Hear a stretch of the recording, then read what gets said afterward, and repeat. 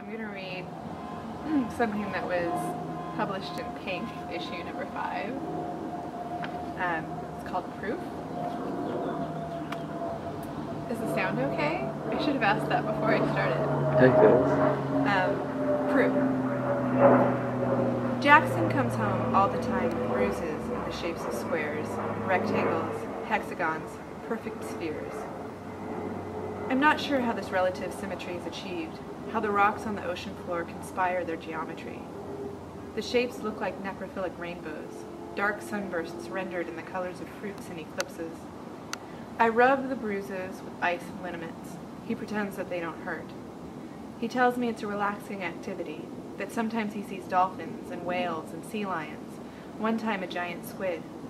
I curl my feet under myself and watch food being prepared on the television. I am not relaxed. Sometimes I break the filters off of my cigarettes before I smoke them. I got the idea from a French movie about incest that I can't remember the name of. My lungs feel as if they've been raked. I imagine ragged meat, a small animal's body inverted and torn apart by buckshot.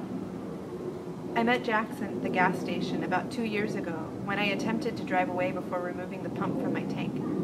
He jumped in front of my car and screamed a few obscenities to get my attention. "You saved my life," I always tell him, whenever it seems like he might be thinking about something else. I'm certain he doesn't think about other things often, except possibly surfboards or sports radio, but I want to stay focused on what is in front of me, and I want him to do the same. I focus on pouring a glass of milk, washing a window, driving on the highway.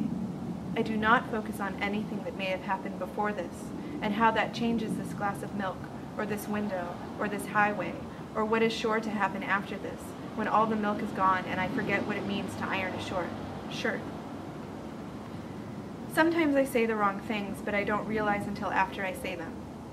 "I didn't know you were supposed to heat up canned vegetables until I was 19, I tell him.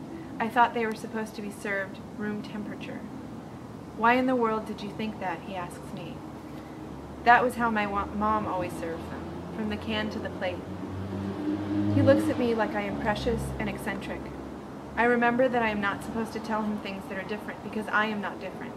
I pour glasses of milk and put stamps on envelopes to pay bills, and I clean the windows, and I wash the dishes, and I drive on the highway like I am a normal person. I keep a running list of things in my head that I do not think about and that I do not tell Jackson because I do not think about them ever. I stay focused on what is in front of me. I go to work. I answer the phone. I send emails. I eat lunch with coworkers. I come home. I clutch my soft, white pillow quiet while Jackson quiet sleeps, and I cover my quiet, wet face quiet against the quiet of a sheet. I pour a glass of milk. I shake with the effort, and sometimes I am afraid. I watch the television. I say normal things to Jackson to prove how normal I am, although he seems unconcerned, so the proof is unnecessary.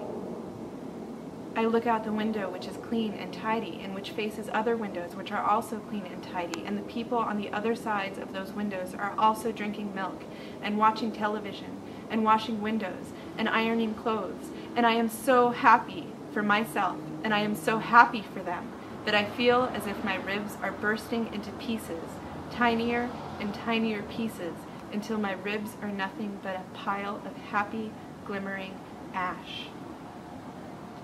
Sometimes I want Jackson to tell me about why bruises come in different colors, but then I remember that he doesn't know. When I remember that he doesn't know, I can feel my entire body tremble, but no one else can see it, and I am grateful for that, and I think that the trembling is because I am so full of gratefulness that I cannot contain all of these many things I am grateful for inside of the grateful cage of my grateful, trembling body. Is that okay? That was great. Okay.